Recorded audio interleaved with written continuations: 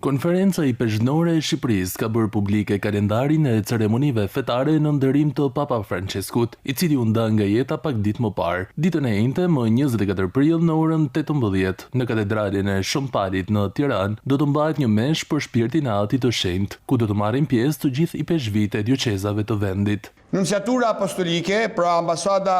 e Selisë Shenjtë në Tiranë, do të presë ngushëllimet e rastit në datat 23 dhe 24 prill në oraret 10 deri në 12:30